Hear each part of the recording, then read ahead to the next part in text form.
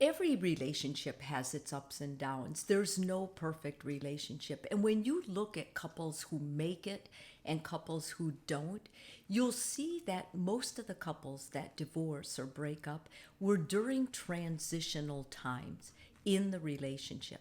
Within every relationship, there's three major transitional times. These can be danger zones, especially if you have or you suffer high conflict during these times. They're danger zones because they're times of transition. And if the couple is able to communicate and work things out, these transitions go fairly smooth. But when communication is a problem and couples don't have a good pattern of fighting fair, of working things out, these typical common zones can turn into something worse.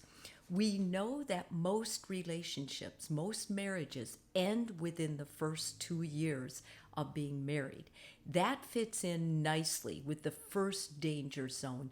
It's called the honeymoon phase. The honeymoon phase sounds wonderful, and it is when you're in it. It basically means you're humming along. You get married in this phase, things are exciting, you're together. You tell everybody we never fight, we never argue, we get along fantastically. Here's the problem. If you try to extend that honeymoon phase and think that your whole relationship's going to be like this, you're going to have problems. Because, first of all, the first danger zone or danger area, warning, if you will, is that you don't talk about things. You start using denial. You start sweeping things under the rug. See little things that aren't okay with you, but rather than say something to your partner because you're still blindsided by love, you don't speak up. You don't advocate for yourself.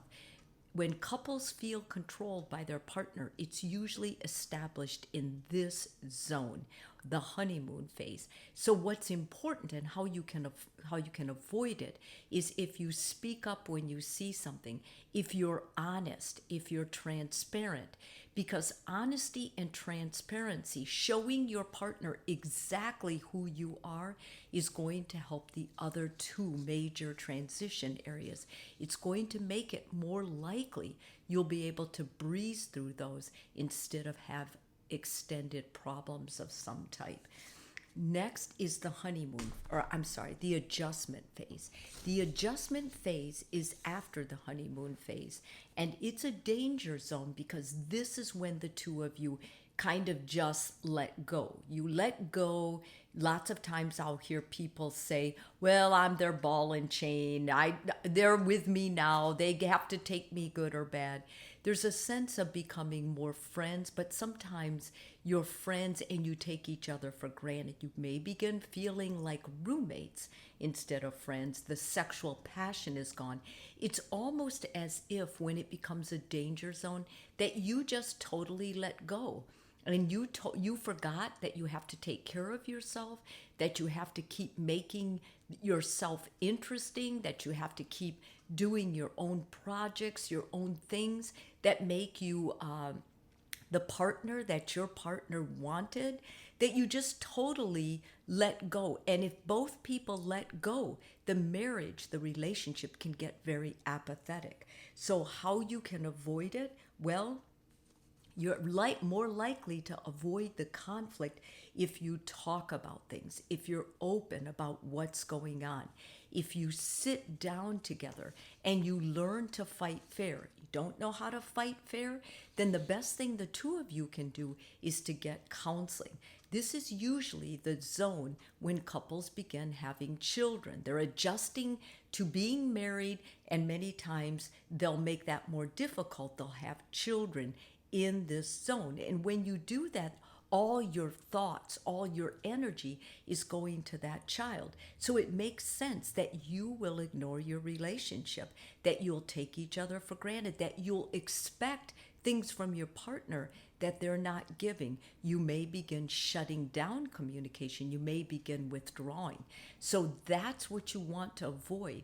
You want to have sit-down talks. You want to be open. You want to be honest. You want to practice things like kindness with each other. You want to start asking your partner what you can do every day to make it easier for them. These things are going to help you through this adjustment period.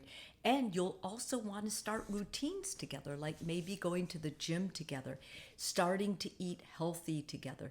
These kinds of things are going to help you not get into bad or sloppy habits with each other so that you can be each other's partner, best friend, and yet keep the passion in your marriage. And the last danger zone is the long-term phase.